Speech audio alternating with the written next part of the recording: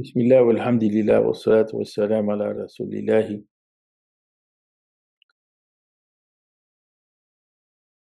So we began the session and we actually broke it into two parts. We were dealing with what was left over to be covered from the last two sessions.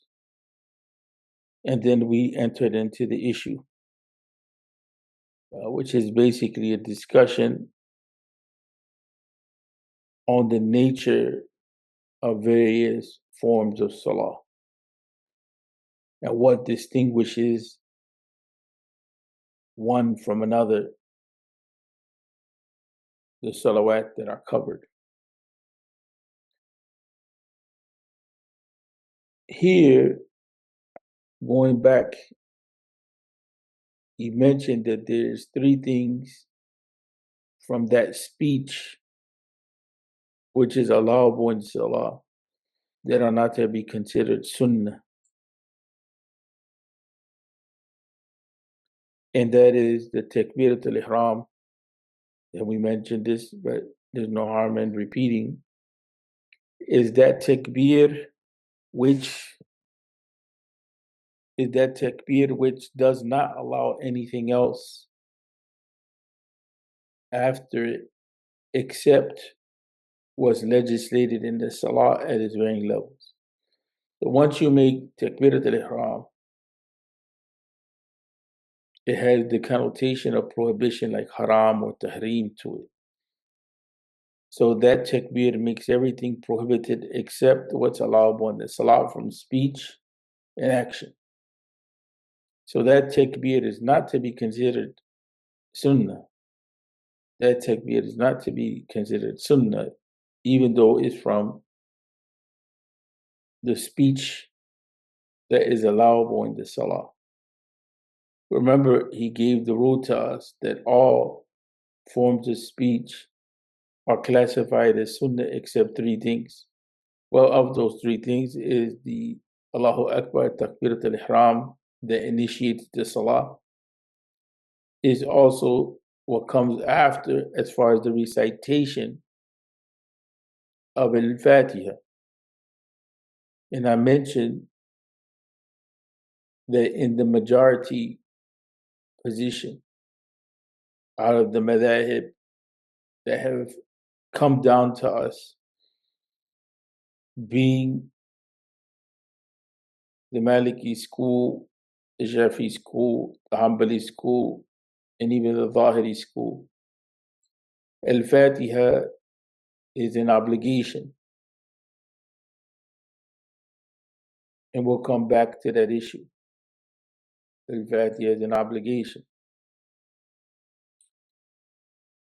In the Hanafi school, they distinguish,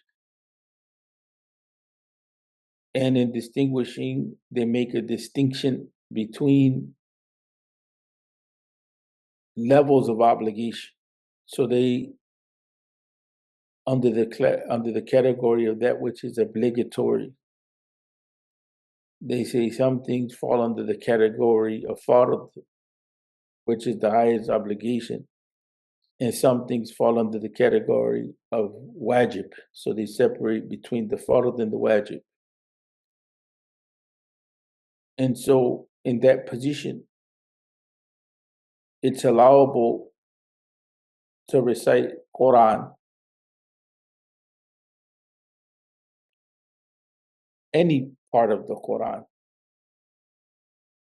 But Al-Fatiha should be recited. But in the case you miss Al-Fatiha, but you recite Quran, then your salah is still intact, although deficient. That approach doesn't work with the majority of the scholars. They do separate somewhat between the fard and the wajib, but only in Hajj you start to see some distinguishing taking place. So it's not a strange concept, but it's something that you should kind of know that's out there because it comes up quite frequently. But the majority of the scholars don't separate between fard and wajib. Fard and wajib are synonymous. Fard and wajib both means that it's an obligation. this act is an obligation, this speech is an obligation. It means obligation. There's details, but we can't get into the details at the moment. We were further than where we needed to go with detail at this juncture. So the three parts of speech that are considered obligation, that are exception to the all statement, that all words or all speech of the prayer are sunnah except three.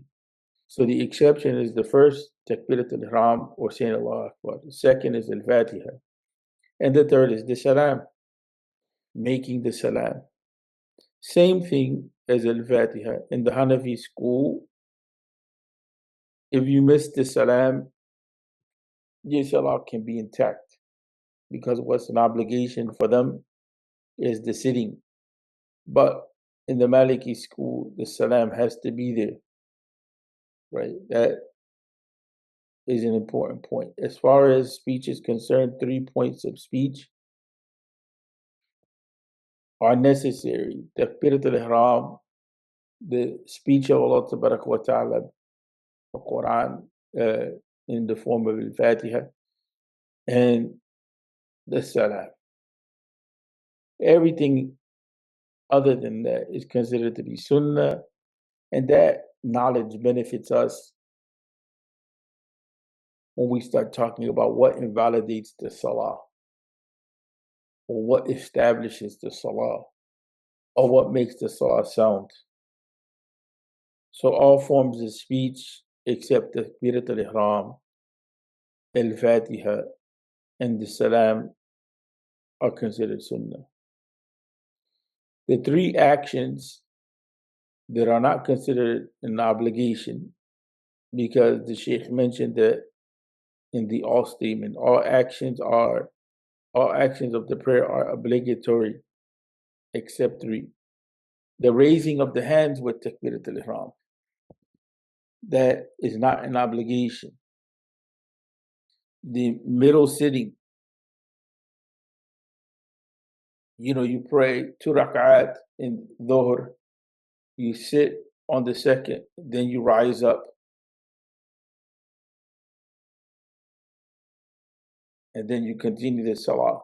Or that middle sitting, al-jalsa al-wusta, al-jalsa wusta, that is not considered to be an obligation. It's from the sunnah. That doesn't mean you abandon it.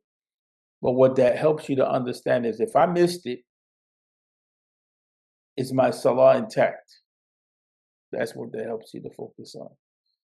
And then when you salam in the Maliki school, the Maliki has some distinct points, Maliki school. But when you salam, you move your head to the right. In the Maliki school, that's not an obligation. What's an obligation is the salah, the salam in the salah. The salaming to the moving of the head with the salam to the right is considered to be sunnah. But the tricky point is not mentioned here, is that in the Maliki school, technically, there is more than one salam. So that's why they bring it up. So for simplicity's sake, I'm talking about at the end of the salah. So for simplicity's sake, there's just the salamming out and the looking forward, and that salam is not even an elaborate salam. It's assalamu alaikum. It's not assalamu alaikum wa rahmatullahi wa barakatuh, but it's just assalamu alaikum, right? That's sufficient. Looking forward. You don't have to move your head to the right in the Maliki school. That's considered to be sunnah, and there's some other details. So what that does is, looking at those points of speech that were mentioned and those actions that were mentioned, it gives us a framework to be able to judge whether the salah is intact or not. Of course, there's some other details which are necessary, but that gives us the framework uh, overall